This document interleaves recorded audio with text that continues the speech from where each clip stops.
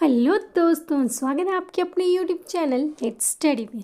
तो फ्रेंड्स, आज हम डिस्कस करेंगे यूनिट प्लानिंग, जिसमें हम meaning, needs, advantages, steps and approaches of unit planning को डिस्कस करेंगे। लेसन प्लान भी है, बट लेसन प्लान को हम नेक्स्ट वीडियो में डिस्कस करेंगे। तो चलिए शुरुआत करते हैं यूनिट प्लानिंग के साथ।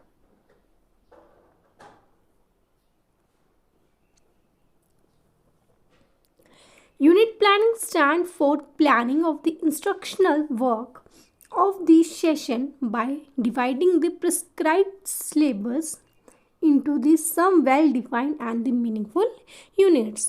तो unit planning stand for planning of instructional work, यानी कि प्रिस्क्राइब्ड सिलेबस को वेल डिफाइंड मीनिंगफुल यूनिट्स में डिवाइड करना है। Unit plan consists of concepts and learning goals that are taught over a period of time. तो unit planning में facts और concepts को निश्चित समय अवधि में पढ़ाया जाता है। नेक्स्ट अब इसके कुछ डेफिनेशंस हैं, तो चलिए डिस्कस करते हैं डेफिनेशंस को। तो first is according to Samford, unit is an outlining of carefully selected subject matter which can be isolated because of its relationship to the people needs and the interest. तो unit planning selected subject matter की outlining है, जिसे students की needs और interest के साथ उनके संबंध के कारण अलग किया जा सकता है। Next is according to Roger, a unit is a large block of subject matter as can be overviewed by the learning. तो रोजर के अनुसार यूनिट प्लानिंग विषय वस्तु यानी कि सब्जेक्ट मैटर का लार्ज ब्लॉक है, बड़ा सा हिस्सा है, जिसका अवलोकन यानी कि जिसको ओवरव्यूड किया जाता है लर्नर के द्वारा। And the next is steps in unit planning. तो हम यूनिट प्लानिंग के स्टेप्स को डिस्कस करेंगे। First step is preparation. तो यूनिट प्लानिंग का फर्स्ट स्टेप ये है कि स्टूडेंट को लर्निंग के लिए प्रिपेयर या फिर उन्हें मोटिवेट करना है। Next step is previous knowledge testing. In this step, previous knowledge of students should be checked by asking question in order to begin with the pupil where they are. तो इस step में student से question पूछकर उनके previous knowledge को check किया जाता है, ताकि टीचर को ये पता चल सके कि बच्चे को कितना आता है और टीचर को कहाँ से पढ़ाना शुरू करना होगा। Next step is presentation.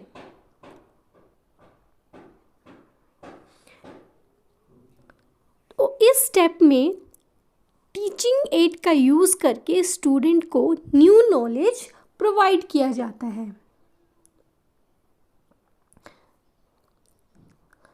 And the fourth step is summarization.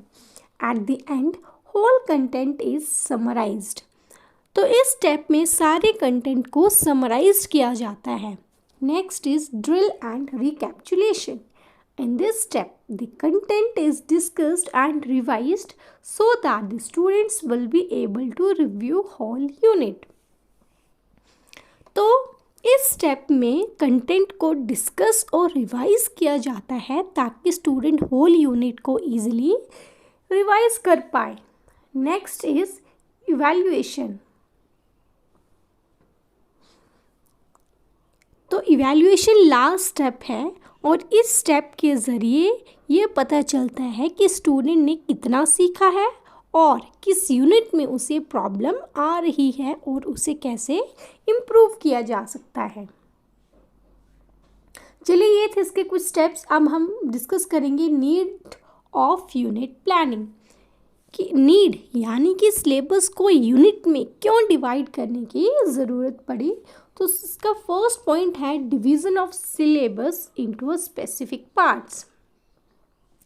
अगर सिलेबस को हम वेल डिफाइंड मीनिंगफुल यूनिट्स में डिवाइड किया जाए तो कंटेंट और लर्निंग एक्सपीरियंस को पर्टिकुलर पीरियड ऑफ टाइम यानी कि निर्धारित समय में हम उसे कवर किया जा सकता है। इसीलिए सिलेबस को यूनिट्स में डिवाइड करने की नीड पड़ी ताकि सिलेबस एक पर्टिकुलर पीरियड ऑफ टाइम में कवर हो सके। Next is organization. तो यूनिट प्लानिंग में सब्जेक्ट मैटर को ऐसे ऑर्गेनाइज्ड वे में ऑर्गेनाइज किया जाता है जिससे स्टूडेंट को ना किसी एजुकेशनल बल्कि साइकोलॉजिकल वे से भी हेल्प हो सके। चलिए नेक्स्ट स्टेप है learner centred. Unit planning makes learning learner centred and more interesting. तो यूनिट प्लानिंग लर्निंग को लर्नर सेंटर्ड और इंटरेस्टिंग भी बनाती है। Next need is provision of summarization. तो हर यूनिट के एंड में एक्सरसाइज को प्रैक्टिस किया जाता है और उसे रिवाइज किया जाता है ताकि स्टूडेंट्स की लर्निंग अच्छे से हो सके। इसीलिए हम सिलेबस को यूनिट्स में डिवाइड करते हैं ताकि हर एक यूनिट का ज्ञान बच्चे को अच्छी तरह से हो सके। And the next point is save time. In unit planning, the unit codes become organized and save time and tend to develop student interest in learning.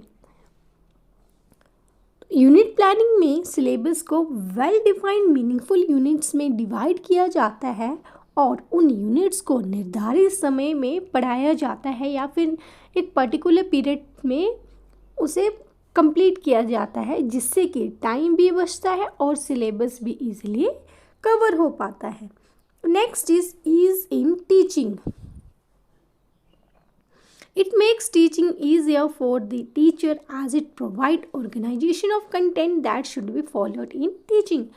तो पूरे सिलेबस को यूनिट्स में डिवाइड किया जाता है जिससे कि टीचर्स को पढ़ाने में ईजी होता है क्योंकि हर एक यूनिट्स में चैप्टर सीक्वेंस वाइज डाले जाते हैं जिससे कि टीचर्स को पढ़ाने में आसानी रहती है। Next is again point repeat हो गया लर्नर सेंटर्ड की यूनिट प्लानिंग लर्निंग को लर्नर सेंटर्ड और साथ में इंटरेस्टिंग भी बनाती है।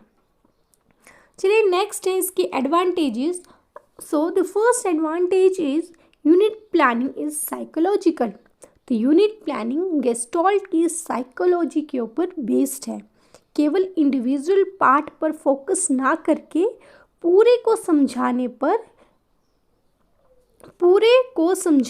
पर महत्व पर उसके जोर दिया जाता है यानी कि पर्टिकुलर पार्ट्स को नहीं बल्कि होल को कंसीडर किया जाता है।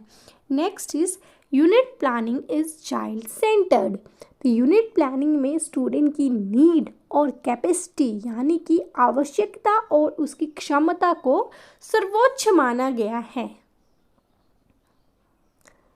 The next advantage is unit planning involves active participation. तो यूनिट प्लानिंग टीचर और स्टूडेंट दोनों को सीखने के अलग अलग अवसर देता है जिससे कि टीचर और स्टूडेंट के बीच में हेल्दी इंटरेक्शन होता है। Next point is self study. Units promote self-study and independent learning among student. तो यूनिट प्लानिंग स्टूडेंट में सेल्फ स्टडी और इंडिपेंडेंट लर्निंग को बढ़ावा देता है। चलिए next point is specificity.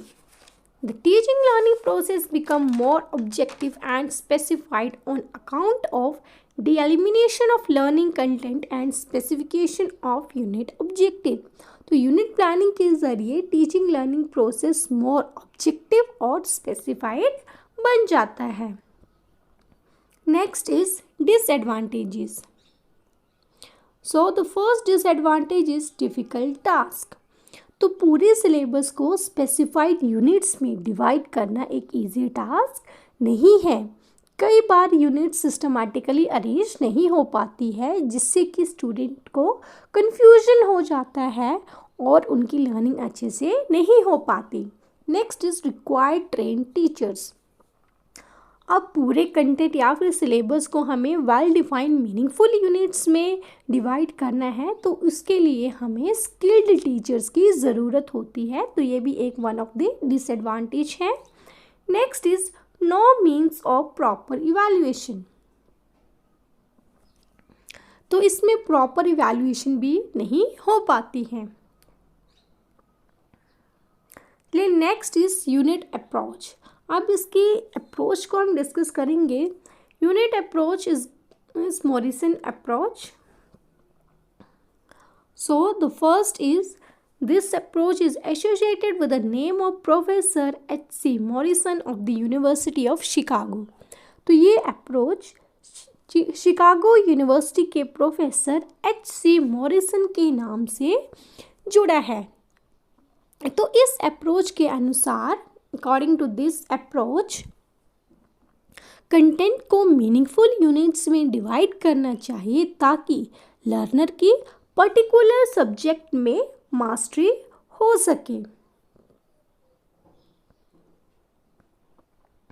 The content of subject matter first broken into the family of units, and these large units broken into small but meaningful teaching units and the sub-unit। तो सबसे पहले content को units में divide किया जाता है, then उन units को चैप्टर्स में डिवाइड किया जाता है। नेक्स्ट इज, अब इसके कुछ स्टेप्स को हम डिस्कस करेंगे। फर्स्ट स्टेप है exploration, next is presentation, next is assimilation, organisation and recitation. तो इसके पॉइंट्स हैं, इसके स्टेप्स हैं 1, 2, 3, 4 एंड 5। तो इसके 5 स्टेप्स हैं। तो चलिए इनको डिस्कस करते हैं one by one. So the first step is exploration. Explore the previous knowledge of student by questioning. तो एक्सप्लोरेशन में हमें स्टूडेंट से क्वेश्चन पूछ करके उनके प्रीवियस नॉलेज को चेक किया जाता है। B is explore the interest, general abilities and aptitude of student. तो बच्चों के इंटरेस्ट, एबिलिटीज़, एप्टीट्यूड को एक्सप्लोर किया जाता है। टीचर्स को किन स्ट्रैटेजीज या फिर किन टेक्निक्स के ज़रिए स्टूडेंट्स को पढ़ाना है, या फिर कौन सी टीचिंग एड के ज़रिए स्टूडेंट की लर्निंग अच्छे से हो सकती है, इन सब चीज़ों को एक्सप्लोर किया जाता है। अगर आपको वीडियो अच्छी लगी हो तो प्लीज़ वीडियो को लाइक करें, शेयर करें, चैनल को सब्सक्राइब करें and please support my channel. Next step is presentation. तो टीचर स्टूडेंट के सामने कंटेंट को टीचिंग एड के ज़रिए प्रेजेंट करता है और टीचर स्टूडेंट को सिस्टमैटिकली वे से नॉलेज देता है। Next step is assimilation. Assimilation यानी कि आत्मसात। तो टीचर स्टूडेंट को जनरलाइजेशन यानी कि सामान्यकरण के अवसर देता है ताकि स्टूडेंट की कंटेंट के ऊपर मास्टरी हो सके। टीचर स्टूडेंट को इंडिविजुअलाइज्ड एक्टिविटीज़ परफॉर्म करने की अपॉर्चुनिटीज़ भी देता है। Next step is organisation. तो आत्मसात यानी कि एसिमिलेशन के बाद कंटेंट को मीनिंगफुल वे में ऑर्गेनाइज किया जाता है। स्टूडेंट्स अपनी लैंग्वेज में जो कुछ भी सीखता है उसे ऑर्गेनाइज्ड वे में लिखता है। Next and the last step is recitation. It is oral representation of the content before teacher और द क्लासमेट। तो इसमें स्टूडेंट कंटेंट को ओरली प्रेजेंट करता है टीचर्स या फिर अपने क्लासमेट के सामने। इससे पता चलता है कि बच्चे को कंटेंट की अच्छी समझ हो चुकी है। That's all for the today's friends. अगर आपको वीडियो अच्छी लगी हो तो प्लीज़ वीडियो को लाइक करें, शेयर करें और हाँ, चैनल को सब्सक्राइब करें।